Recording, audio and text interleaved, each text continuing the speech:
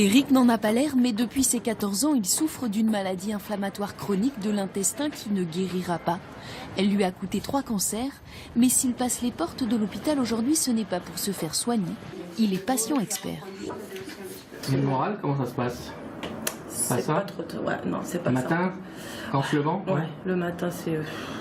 Sous l'œil d'une professionnelle de santé, il anime ses rencontres avec d'autres malades. Un échange salvateur pour Aïcha. Ça soulage de parler avec quelqu'un qui a la même chose, qui comprend de quoi je parle, qui connaît la douleur, qui sait ce que c'est. Enfin, qui sait qu'on n'exagère pas justement. Parce que partager ses souffrances, mais aussi ses solutions face à la maladie. Vu les galères que j'ai vécues, je me dis si je peux aider justement à ne pas passer par les mêmes choses, c'est un grand soulagement pour les malades. Des patients qui revendiquent leur expertise, une nouveauté pour les médecins. Après 8 ans d'expérience, le professeur Hébuterne a oublié ses réticences. Quand le patient expert vous apporte des informations sur un patient que vous croyez que vous ne connaissiez pas ces informations, vous vous dites bah oui, là il y a quand même des choses qui sont apportées en plus. Mais évidemment, il faut un travail vraiment en confiance et en étroite collaboration.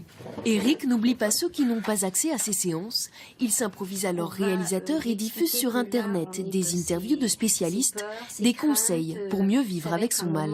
En fait, l'inquiétude, moi je vois, je dirais même un jour, je vais peut-être pas mourir de ma maladie, mais mourir de stress. Parce qu'à chaque fois, on reste des fois des jours avant d'avoir une réponse sur telle chose ou telle chose. Et c'est vrai que si je peux l'apporter au plus vite à travers une vidéo, c'est d'autant mieux. Un engagement bénévole comme une thérapie pour Eric.